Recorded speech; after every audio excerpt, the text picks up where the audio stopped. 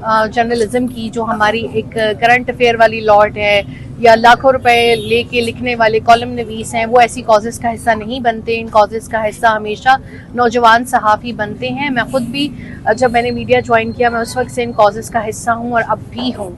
अरशद शरीफ के कातिल जलीलो ख्वार भी हैं, गुमनाम भी हैं, बदनाम भी हैं। जब ये कातिल मरते हैं तो इनको खारदार तारों वाली जगहों पर दफनाया जाता है या इतने घरों के अहातों में दफन होते हैं, वो महल जो इन्होंने कौम के पैसों से लूट के बनाए हैं।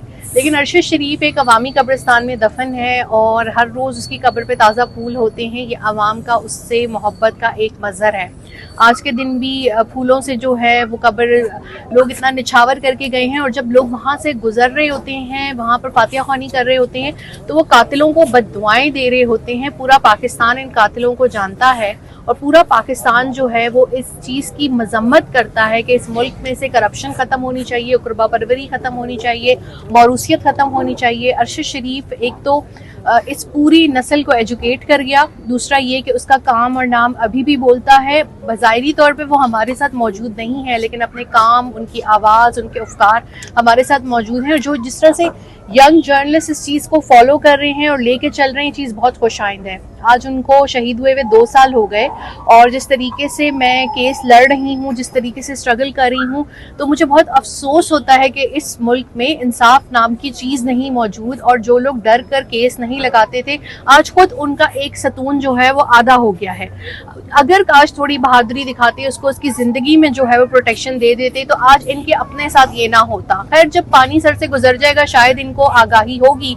पहले मीडिया को तबाह किया गया, फिर असम्बलियों को तबाह किया गया, अब जो है वो तीसरा सतून जो है वो तबाही के धाने पे खड़ा हुआ है, लेकिन किसी को कोई फ़र्क ही नहीं पड़ता। मुझे इस चीज़ पे बहुत अफसोस होता है कि अशराफिया, बदमाशिया अपनी लिए जो है वो कानून साजियाँ और चीज़ें करे जा रही हैं, और आवाम के लिए कहीं कोई रिलीफ नहीं है। जैसे कि मैं, जैसे 2 साल से इंसाफ ही नहीं मिला।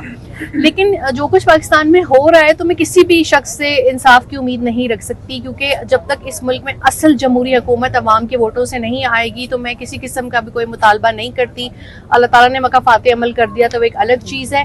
कीनिया में सुस्त रवि का शिकार है, लेकिन फिर भी जो है वो वहाँ पर एक चल रहा है निज़ाम। इंशाल्लाह उम्मीद है कि वहाँ तमाम कातिलों को जल्द सज़ा होगी। लेकिन यहाँ पर तो अगर अल्लाह ताला ने ही कोई कुछ किया तो उम्मीद है।